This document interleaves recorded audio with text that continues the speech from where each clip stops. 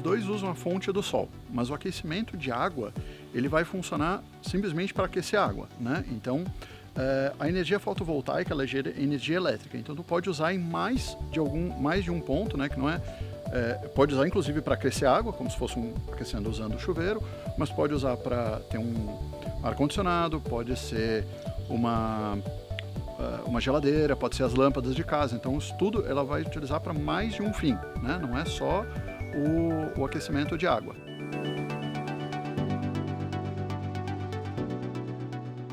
A energia solar ela tem a vantagem principalmente de tu gerar a própria energia, né? Então, além de ela baixar a tua fatura de energia, né, tu estás também ficando imune, né, de certa forma, à variação do preço que é a energia da concessionária.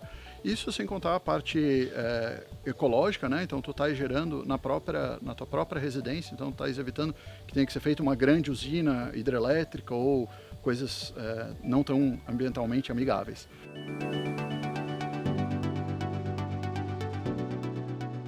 O sistema ele funciona com energia do sol, né? Ele transforma a energia do sol em energia elétrica. Então, à noite, como a gente não tem energia do sol, ele se desliga automaticamente, né? Quando ele não tem mais energia suficiente do sol para converter. E no outro dia, quando começar a clarear e tiver energia suficiente, o sistema volta a funcionar.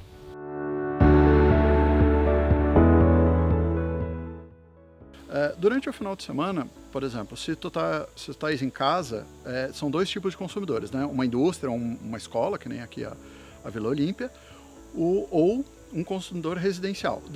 Numa escola, por exemplo, ou numa indústria, ele vai ser utilizado, o sistema vai continuar gerando energia, mas ele vai ser gerado os créditos. Essa energia não usada ela vai ser injetada na rede da concessionária, né, no caso aqui da Celesc, e depois, quando for necessário durante um dia de aula normal e não tiver o sistema, por exemplo, esteja um dia nublado ou um dia com chuva, ele capta essa energia de volta da Celesc, ele utiliza esses créditos, né, abatendo no final da conta.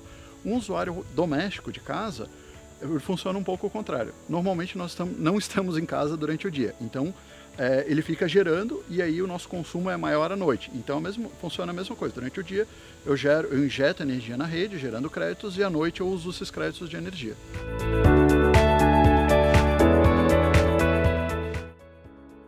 A energia gerada ela tem duas opções. A primeira, existem sistemas que são chamados autônomos ou off-grid. Eles têm um conjunto de baterias que eles evitam que a gente precise, eles armazenam essa energia gerada a mais do que o consumo instantâneo.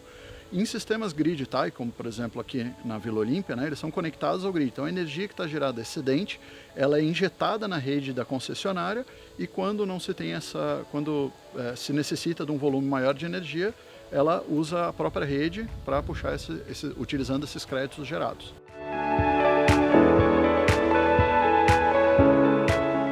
A instalação como um processo inteiro tem várias etapas. A primeira etapa é fazer uma visita e modelar o lugar, né? Ou seja, ver todas as sombras que você tem, todos os elementos que possam bloquear o sol chegando nos módulos, né? Vistoriando isso daí, a gente consegue ver qual é a produção total, quantos módulos, dependendo dessa área que tem, existem ali e possam ser colocados. Com isso a gente vê a geração do sistema, né? Depois disso daí tem toda uma parte de engenharia, projetos e a instalação propriamente dito em loco, né? Então são feitas normalmente em telhados ou existem estruturas de solo e essas estruturas elas comportam, né? O telhado a gente instala são fixadores, né? São estruturas de suporte mecânicas no telhado ou em solo, né? Dependendo de cada uma delas. E essas estruturas, cada módulo é conectado em série, um na sequência do outro. E embaixo eles têm um cérebro da operação que se chama inversor. Esse inversor que transforma a energia captada nessas placas, que são energia em tensão contínua, tensão e corrente contínua, e em tensão e corrente alternada, que é o que a gente tem na nossa tomada normal e na rede da concessionária.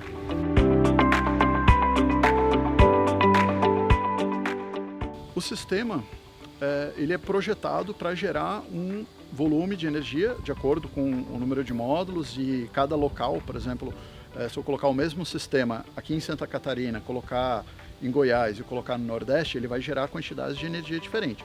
Por quê? Porque a insolação, né, o número de horas que a gente tem de sol por dia são diferentes. Então, esse sistema ele vai gerar um volume em quilowatt-hora mês, né?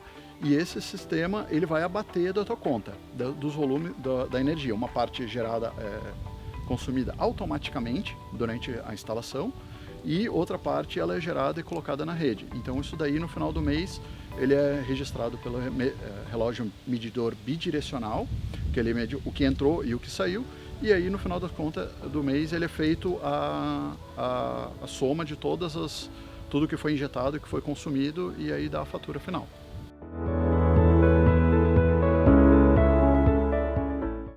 Se a produção for maior que o consumo, instantâneo, ele é injetado na rede. Se durante esse mês todo, um período de medição todo, ele for gerado mais energia do que foi consumido, incluindo os créditos que foram utilizados, por exemplo, à noite, ele fica como um bônus, um crédito para o mês seguinte. Ou, na verdade, ele pode ser usado em 60 meses.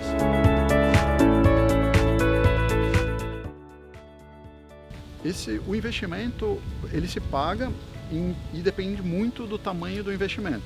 Então, para sistemas menores, ele acaba tendo um retorno do investimento um pouco maior. Mas para sistemas a partir de um determinado tamanho, eles se pagam ali em torno de 4 a 6 anos. Os módulos eles têm vida útil de 25 anos, né? Então ele é um sistema projetado para durar pelo menos 25 anos, em todos os materiais utilizados.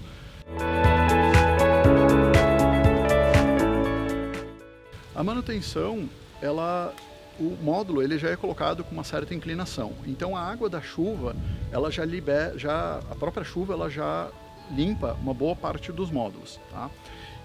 Só que anualmente ou a cada 6 meses, dependendo do lugar, como se é um lugar que tem muita chuva, ou é um lugar que tem muito pó, a gente recomenda também fazer uma limpeza nos módulos, né? E esses módulos, ou seja, com água e sabão neutro, uma passada bem suave, e também mensalmente verificar as instalações elétricas dele, ver como é que se os cabos estão bem apertados, como é que está o funcionamento do inversor, né, ver se tem alguma poeira acumulada. Então seria basicamente essas as informações. O Brasil é um dos países que mais tem insolação de energia, né? Então a gente tem uma variação muito grande entre Nordeste e Sul, né? Então aqui no Sul a gente é um clima um pouco mais frio, então, mas mesmo assim a gente tem uma insolação muito boa se comparado, por exemplo, países que já têm uma tradição muito maior, que são países da Europa ou Estados Unidos. A gente tem muito mais potencial do que eles. Consumidores podem instalar o sistema, desde que eles tenham uma área útil, né, que não tenham sombras, que tenham um telhado adequado, que é capaz de suportar as cargas que a gente coloca os módulos, e que tenham um direcionamento razoável ali em relação ao sol. Então, tem alguns estudos que devem ser feitos, mas de modo geral, todo mundo que tem uma área, né, disponível de sol, seria possível instalar. Hoje a tecnologia ela avançou bastante e está muito bom o sistema de colocar um sistema fotovoltaico na casa. Ele vai, dependendo da posição, ele vai render ali até quase 90% da conta da fatura de energia, além de ser uma opção ecologicamente legal. Para comércios e pequenas indústrias, pequenas e médias indústrias, né? Até mesmo a gente tem instalado sistemas também em fazendas, todo mundo consegue se beneficiar, né? A única coisa que a gente tem que realmente ver se é uma área aproveitável, se não tem a sombra, partindo dos requisitos técnicos para um bom projeto, todo mundo pode se beneficiar.